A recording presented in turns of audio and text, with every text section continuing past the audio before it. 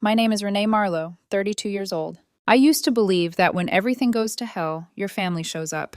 No matter the time, the distance, the inconvenience. That was the gospel in our house.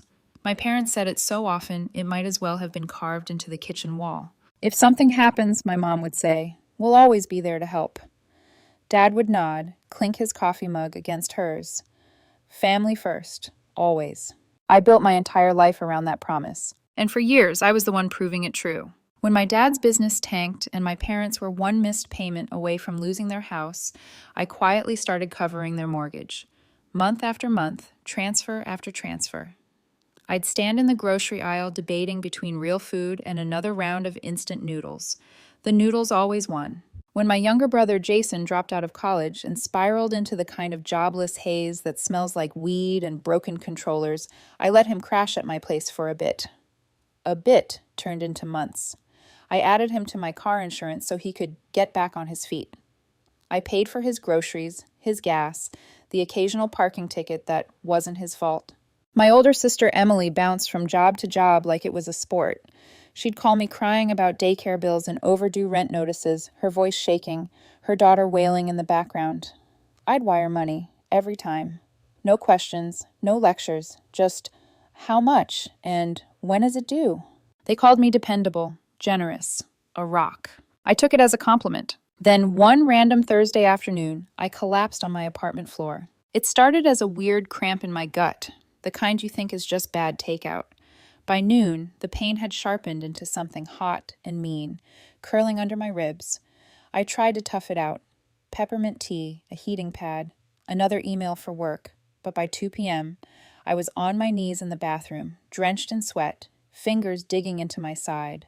When I finally dialed 911, my hands were shaking so hard I almost dropped the phone. The ER was a blur of bright lights and clipped voices. Someone pressed on my stomach, I screamed. Someone else said, "Prep for surgery, possible rupture." A nurse leaned down and said gently, "You're lucky you called when you did." Lucky. As they wheeled me toward pre-op, I clung to my phone like a lifeline.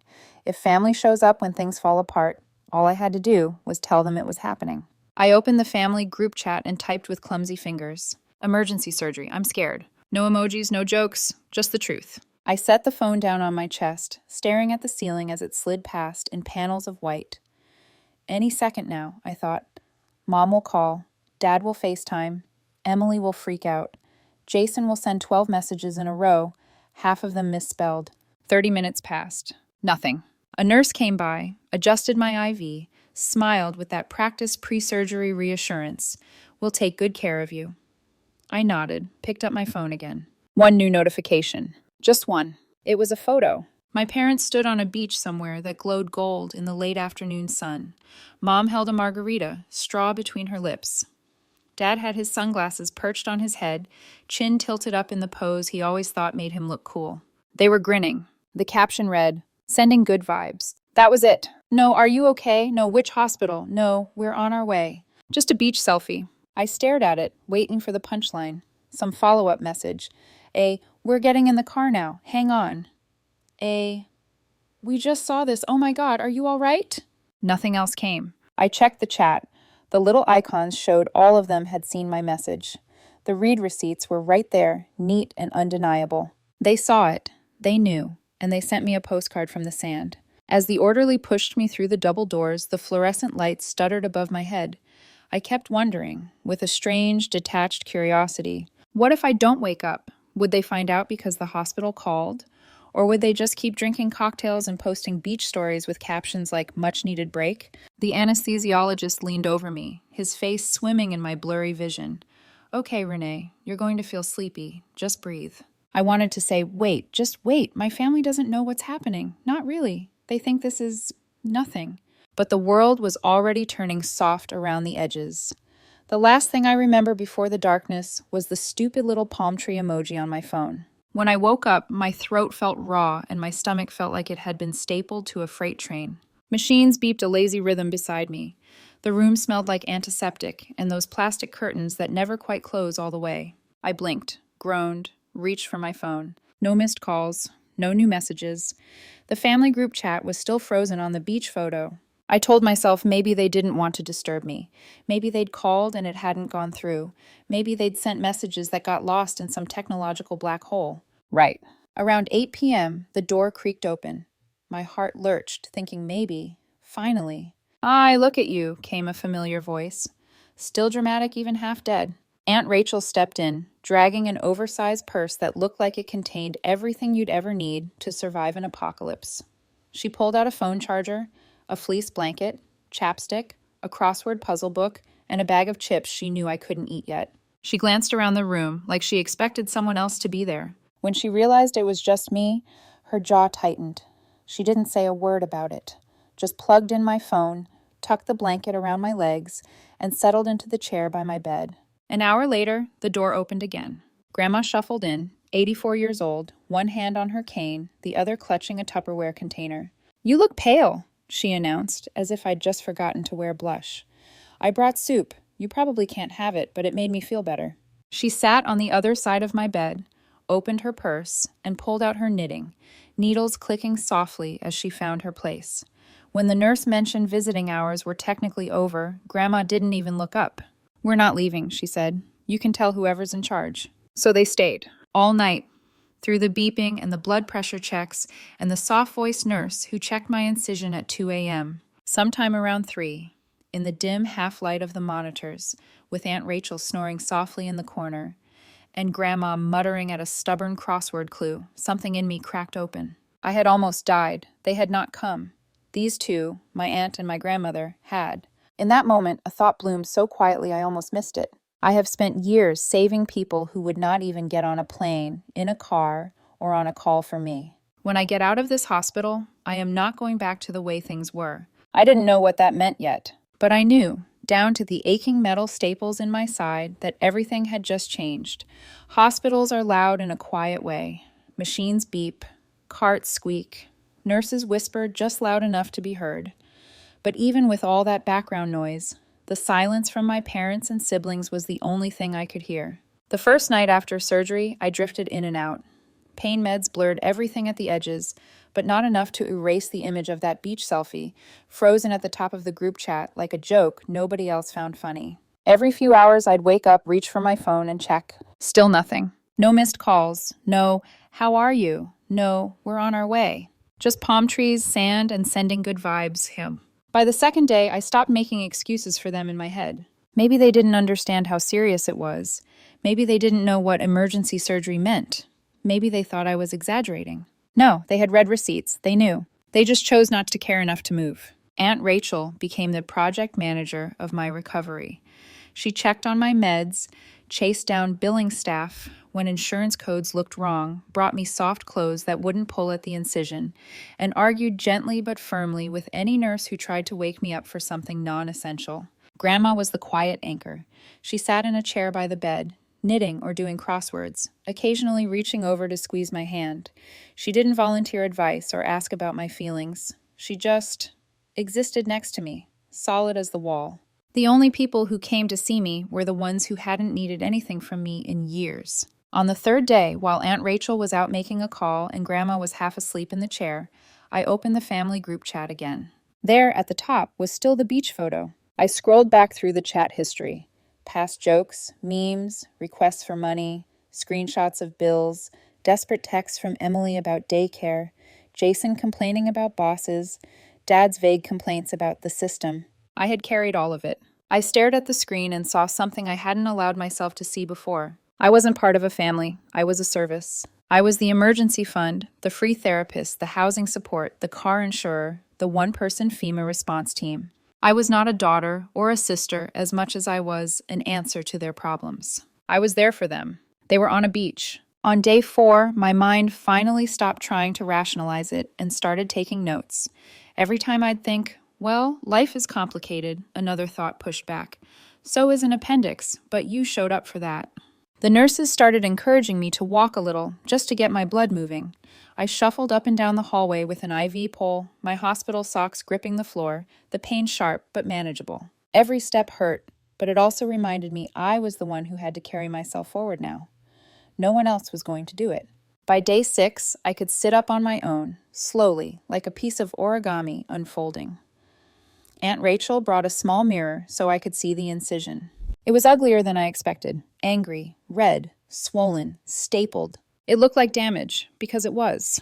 But it also looked like proof that something inside me had burst, that it had been cut out, that I'd survived anyway. My phone had been on silent since surgery. That morning, on some impulse I still don't completely understand, I flicked the switch back on. It buzzed so hard it nearly wriggled off the bedside tray. 79 missed calls, a list of names, repeating. Mom, Dad, Jason, Emily. 2 voicemails, one from Emily, one from Mom. For a second, my heart stupidly lifted. Maybe, just maybe, they were sorry.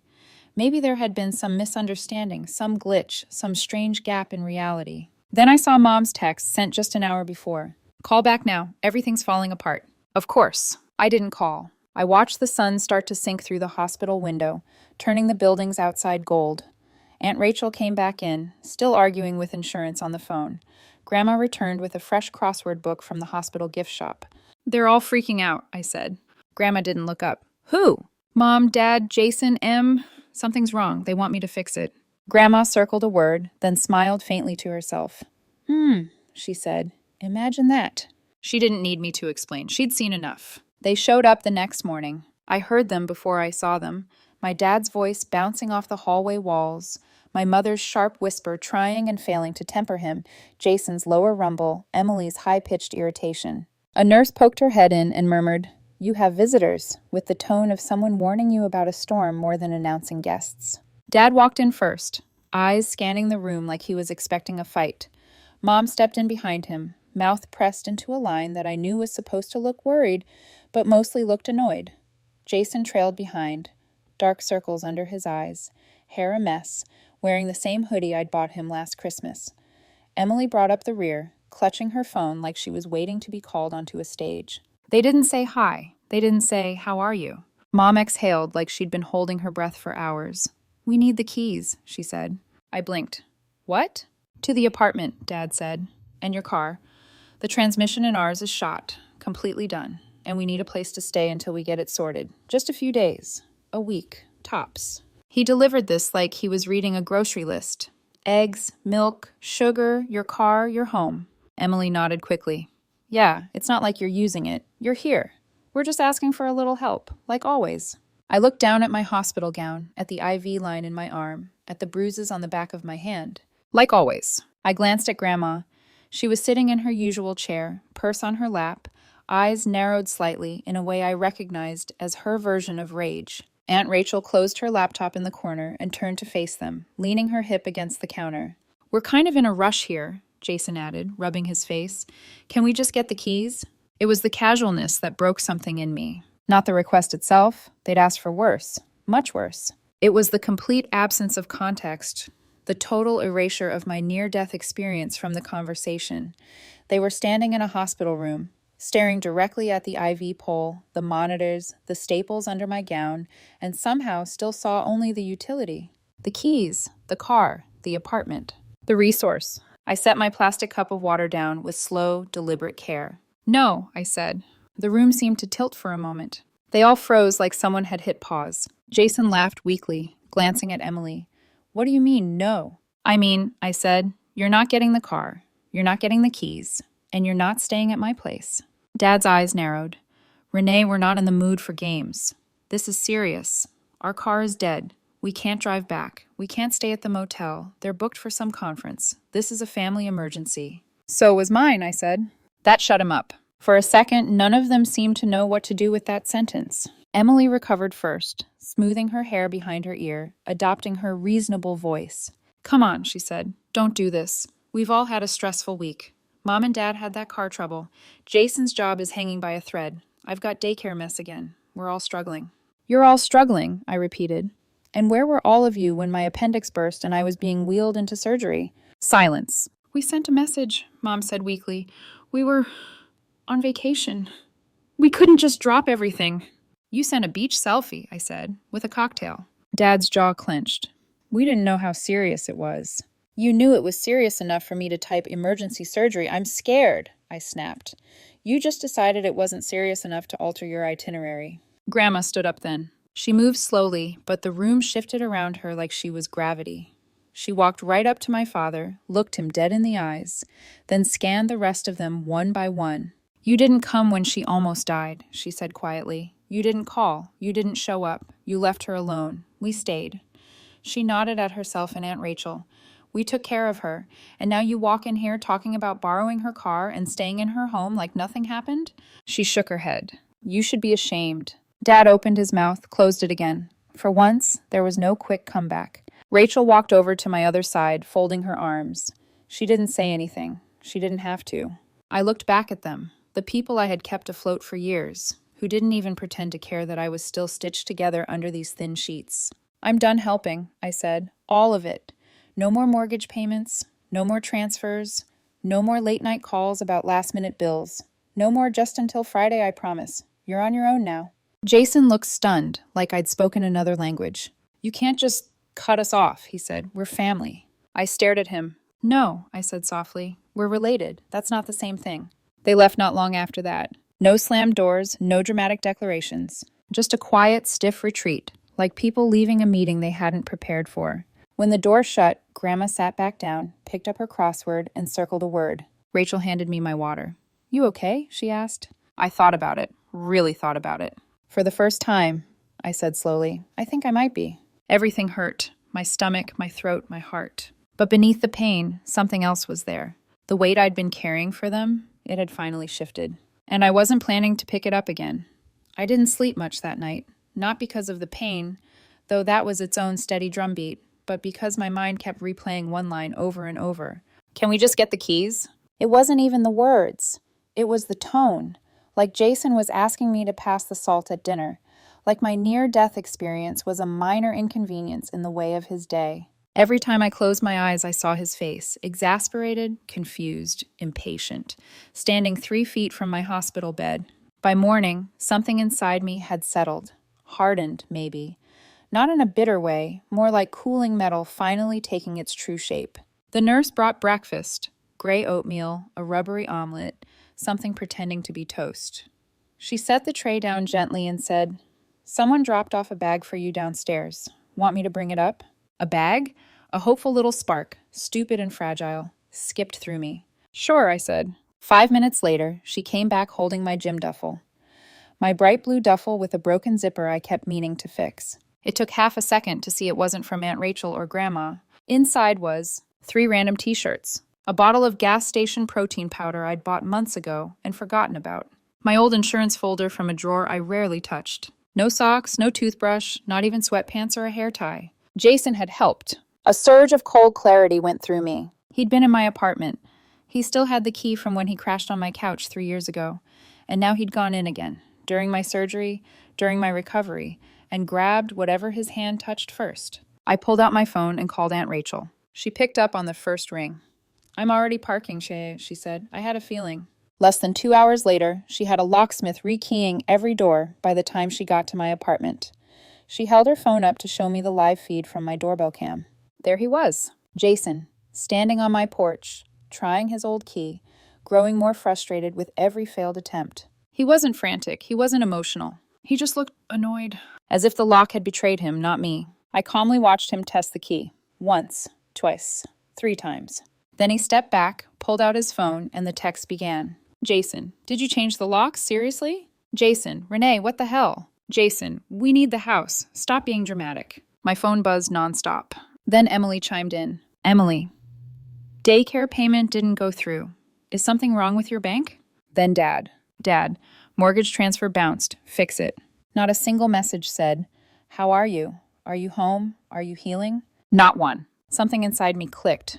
Not broken, clicked into place. I wasn't angry anymore. Anger was too heavy, too hot. I felt empty instead, like someone had cleaned out a room in my chest and left it ready for something new. So I started, methodically. I removed Jason from my car insurance, deleted Emily's auto-pay daycare transfers from my bank, unlinked my parents' mortgage, canceled all recurring payments I'd been covering for years. The total financial hemorrhage from me to them in the last 5 years? Over $84,000. As I scrolled through the transactions, I didn't cry. I didn't shake. It simply felt factual, like reading a receipt for a meal I'd already eaten and digested. When I finished, I lay back in the hospital bed and exhaled. Not relief, not sadness, just space. The kind of space you notice only after a heavy object is lifted off your chest. For the first time in a decade, I felt my lungs expand fully. But peace never lasts long in families like mine. Around 4 p.m., a woman in business casual entered my hospital room, clipboard in hand. "Ms. Marlowe?" she asked. "Yes?" She introduced herself as a social worker. My stomach dropped. "I received an anonymous report," she said gently, "of possible elder neglect regarding your grandmother." My heart went still. "They said," she continued, reading off the clipboard, "that you may be taking financial advantage of your grandmother, preventing her access to proper care, and that she might be living in unsafe conditions." It was like someone poured ice water directly into my veins. Of course they did. The moment their access to my money, my home, and my time was cut off, they didn't ask if I was alive. They tried to destroy me. The door opened behind her. Grandma shuffled in, cardigan sleeves pushed up, purse in tow. "Who are you?" she asked, not unkindly. The social worker explained the situation. Grandma listened, didn't interrupt, didn't gasp or react dramatically. When she was done, Grandma nodded, then pointed to the visitor chair. "Sit," she said, "ask me anything." The social worker spent 15 minutes with her. 15 minutes was all it took. Grandma told her her bills were paid, her home was safe and clean, her medical appointments were up to date, her medication schedule was meticulously organized. She had a fully stocked pantry. She lived independently, and I had never, ever taken a cent from her. Then she pulled out her phone and showed photos. Her garden, her bridge club, her church group, her blood work chart from last month. By the end, the social worker looked mortified. "I'm so sorry, Ms. Marlowe," she said. "This appears to have been a retaliatory report. It happens sometimes. Retaliatory, weaponized, filed to punish me for saying no. My family hadn't just abandoned me. They'd tried to destroy me." After the social worker left, Grandma sat beside me, opened her crossword book, and said quietly, "They're scared now." I didn't ask what she meant, because I knew. This wasn't me withdrawing support. This was me removing their safety net. And people drown fast when the water rises, and the person who kept them afloat finally swims away. Aunt Rachel arrived an hour later with a thick folder filled with tabs. She set it on my lap. "You ready?" she asked. "For what?" She smiled, small and certain. "For the rest of your life that doesn't revolve around saving theirs." For the next few days, my hospital room turned into quiet war headquarters. From my bed, painkillers pumping through my IV, I went through every receipt, invoice, bank transfer, Venmo request, email, text message related to money or favors I'd given them. There were hundreds. Rachel sorted them. Grandma highlighted dates. I wrote notes in the margins. By the time I was discharged, we had over 100 pages of documented evidence. Not revenge, protection. My first full day home, still bandaged and moving slowly, I filed a police report for Jason's unauthorized entry. Not pressing charges, just documenting it. Then my attorney sent cease and desist letters to all 4 of them. No contact. No entering her property. No financial entanglement. No harassment or third-party accusations. Any violation in legal action. The explosion was immediate. Jason's voice note came first, furious, indignant. Emily's sob-filled essay-length text about family loyalty arrived next. Dad left a voicemail that I didn't even listen to. Straight to the attorney. Mom came to my building. The front desk turned her away. Rachel talked to her in the lobby. Mom left in tears. But none of them were actually crying for me. They were crying for the loss of their convenience. For the first time in my life, I wasn't their lifeline. I wasn't their fallback. Not their emergency fund. Not their emotional support animal. Not their resource. I was just Renee. And that was finally enough. The morning after the cease and desist letters were delivered, I woke up in my own bed for the first time since the surgery. The apartment was quiet. Really quiet. Not the kind of silence that feels empty, but the kind that feels earned, like the air itself had exhaled now that it wasn't carrying anyone else's storms. For years, every morning began with my phone buzzing before the sun rose, Emily needing help with daycare, Jason complaining about job interviews, Mom asking for a little something to get us through the week, Dad hinting about bills that were about to bounce. That morning, my phone was still. I made coffee. I stood by the kitchen window, warm mug in my hands, and watched the street below. No panic, no dread, no guilt. Just me. The relief hit slowly, like defrosting ice. No calls, no emergencies, no obligations. Just life. Then, at 10 p.m. that night, came the knock. Not the doorbell, an actual knock. Slow, uncertain. I checked the doorbell cam. A teenage girl stood outside my apartment door. 16, maybe 17. Dark hair, nervous posture, a backpack slung over one shoulder. She kept shifting her weight from foot to foot, like she'd practiced being brave but wasn't sure how long it would last. I pressed the microphone button. "Can I help you?" She looked straight into the camera, inhaled sharply, and said, "Are you Renee Marlowe?" My stomach tightened. "Yes." She nodded quickly, swallowed, and whispered, "I think you might be my sister." I opened the door slowly, heart pounding. She stood there holding a folded letter and trying not to cry. Her name was Lily. Her story spilled out in fragments, halting, shaky, but clear enough. Her mom had passed away recently. While going through boxes in her mom's closet, she found a sealed envelope addressed to her. Inside was a letter explaining that her biological father wasn't the man she'd grown up calling Dad. Her biological father was a man named Mark Holloway, my father. Our father. I let her in, got her water. Texted Aunt Rachel and Grandma with a short message. "Come now, it's important." They arrived in 15 minutes. Grandma with a sweater half buttoned, Rachel with her hair still damp from the shower. We sat at my kitchen table like it was an emergency strategy meeting, a smaller, quieter version of the one we'd had after the social worker visit. Lily unfolded the letter, hands trembling, voice barely above a whisper. Her mom and my dad had worked together years ago, a brief relationship. Lily hadn't known. The man who raised her didn't know either. He had died when she was very young. Her mom never remarried. And now Lily was alone. No family left, except maybe me. She didn't come for money. She didn't come for drama. She came because she didn't know who she was anymore, and because I was the only person she'd found who might understand what it felt like to uncover a truth that changes your entire identity. Grandma reached over first, squeezing Lily's hand with soft, wrinkled fingers. "A family is who stays," she said, "not who leaves." Lily broke, silent tears, shoulders shaking. We wrapped around her like we'd always been her people. The next few weeks were slow and gentle. Lily stayed with us for a bit. Grandma took over the job of grandmothering, bundling Lily in sweaters, teaching her to knit, feeding her soups and stews she somehow conjured out of thin air. Rachel took her shopping for professional clothes and helped her apply for a part-time job at a bookstore. I helped her sign up to finish her GED. We asked nothing from her. We expected nothing. We simply showed up, the way family should. It didn't take long before she fit. Not forced, not awkward, just fit. Like she'd been missing from the picture, and now the image finally made sense. She wasn't a replacement for the family I'd stepped away from. She was proof that walking away from wrong people doesn't mean walking alone. Sometimes it clears space for the right ones to arrive. Meanwhile, the fallout with my original family deepened. Jason got evicted. One last frantic voicemail. "I need a place to crash." I deleted it, not out of cruelty, out of survival. Emily moved in with a friend. She started a GoFundMe titled "Single Mom in Crisis," blaming unexpected financial setbacks. The universe raised $312. Mom and Dad sold their timeshare. My cousin whispered that they'd fallen behind on utilities and were trying to rent out rooms on Facebook Marketplace. They called sometimes.